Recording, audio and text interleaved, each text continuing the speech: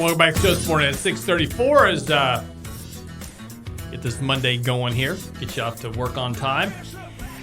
So we've talked about the issue of minimum wage before here on the show, and of course the ongoing movement of increasing the minimum wage. This is one of the kind of the platforms of the Democratic candidates that are running for the presidential nomination for the Democrats coming. Of course, not just that. Of course, we've also got the the climate change movement, et cetera, all part and parcel of this. But $15 an hour minimum wage is one of those issues. And we've talked about this before on the show that your minimum wage is zero. That's what your minimum wage is. If you have value in the world and you go to get a job, then people will pay you for your skill set, right?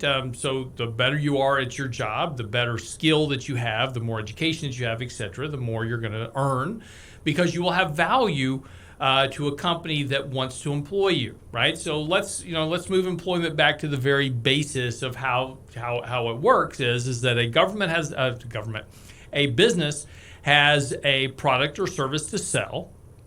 And I either need to manufacture that product or I need somebody to help deliver that service. And so if you are really good at helping me grow my business, then I'm going to employ you.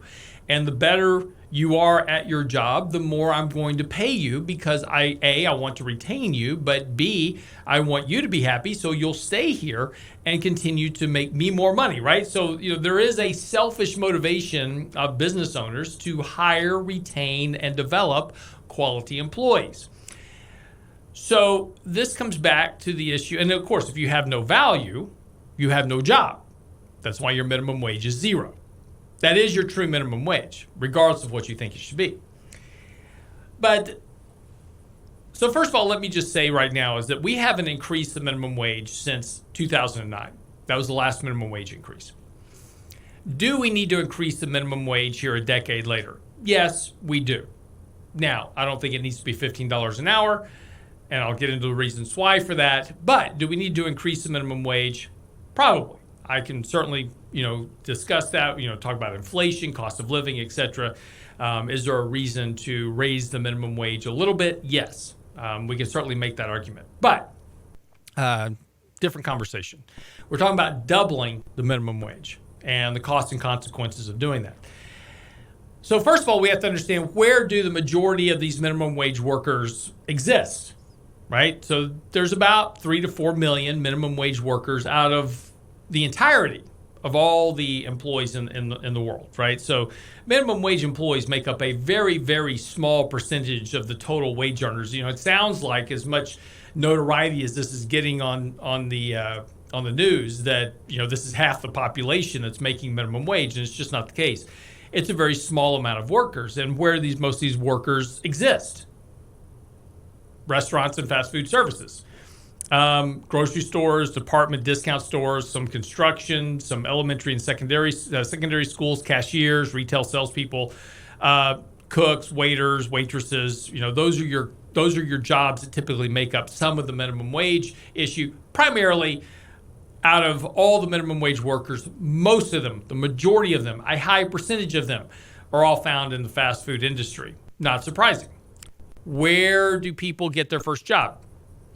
The fast food industry. This is kind of just where people kind of get a start. So what's the importance of minimum wage? Why do we have a minimum wage? Well, the minimum wage is to, obviously ensure that people aren't taking advantage of other people, right?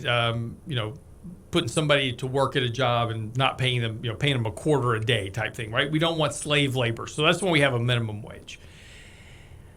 So, but the idea of minimum wage is that it's a starter position. And if I go to work for a company that is a minimum wage job, it's probably because I have no experience in that job.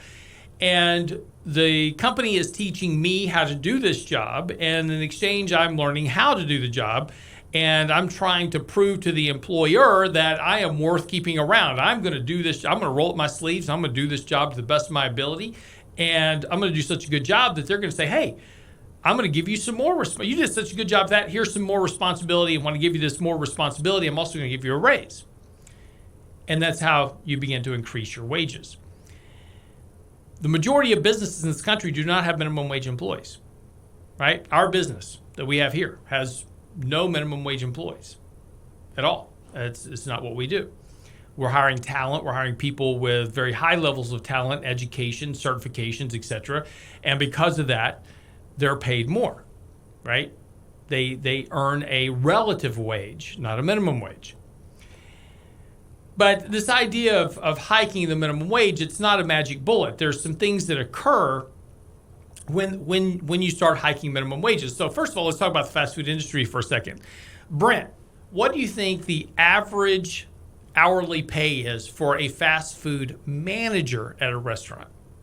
The hourly wage? So yeah, I'm at a McDonald's. What do you think the manager, the shift manager, makes per hour at McDonald's? The real rate or the rate that is promised to him? Because I know those guys work a lot of hours. They do. Well, yeah. What is his hourly rate? Okay. Yeah. Probably in the neighborhood of 10 to 12. You're bingo. $11. Okay. Now I don't know this. This is according to pay scale. Right. Right? Yeah. But according to pay scale, the average fast food manager makes about $11 an hour. It's $10.78 to be exact, but let's call it 11. So what happens to the fast food manager when I hike the salary or the hourly pay of the guy flipping the hamburgers from $7.50 to $15 an hour? Well, he's entitled to more because he has more responsibility. Right. This is called the trickle up effect. Yes. Right. So now I have to raise him to say $20 an hour. At least. Okay. So the district manager makes $20 an hour. Right. So I'm making some numbers up now, but you get the idea. Trickle up. So now I've got to raise him to $25 an hour, whatever it is. Yeah. But this goes all the way up the ladder. So all of a sudden, I'm increasing the cost of operations, not just because I hiked, the minimum wage workers. Yes, they need more money. This goes through the entire business when you do this. Now, interestingly, we've had companies do this, right? We had Walmart hike wages to $10 an hour. Target raised their minimum wage.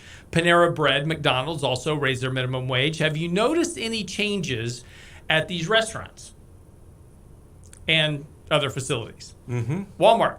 No more door greeters. Remember that if your retirement plan was being a door greeter at Walmart, you can think minimum wage for that job no longer being around.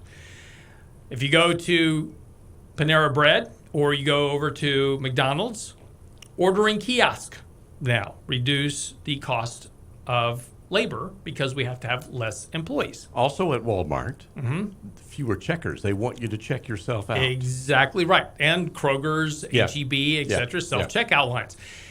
And so now here's the interesting part. So here's the CBO findings. So now we've talked about this all before, but the CBO, the Congressional Budget Office, just did a study of this and had some interesting findings. What do you think they found out?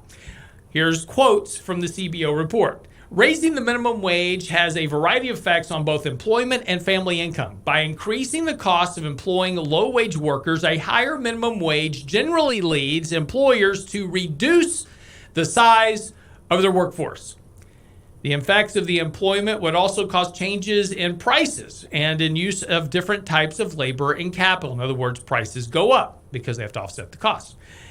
By boosting the income of low-wage workers who keep their jobs, a higher minimum wage raises their family's new income, lifting some of these families out of poverty. However, real income falls for some families because other workers lose their jobs, business owners lose income, prices increase for consumers, and for those reasons, the real effect of a minimum wage increase is to reduce average real family income. What's the effect on employment? Higher wages increase the cost to employers producing goods and services. The employers pass those costs on and increase prices to consumers, and those consumers then purchase fewer goods and services. The employers consequently produce fewer goods and services, so they reduce the employment of their low-wage workers. Secondly, when the high cost of low-wage workers goes up, the relative cost of employing higher-wage workers or investing in machines and technology actually goes down. In other words, if I've got two low-wage workers and I've got a high-wage worker that can do their two jobs plus his, I'm going to pay that guy more because it's cheaper than having low-wage workers. The effects across employers in a variety of low respond to minimum wage increases, but again, by reducing the amount of employment they have and increasing the amount of money and opportunities that they can put to work in other areas, and also shifting work from full-time employment, which requires also health care, benefits, all these other things, to what? Independent contractors. The full report's on the website now. The cost and consequences of $15 an hour. It's on the website, realinvestmentadvice.com. We'll come back. We're going to talk a little bit about should you buy a house in Utah. You know who I'm talking about. Be right back.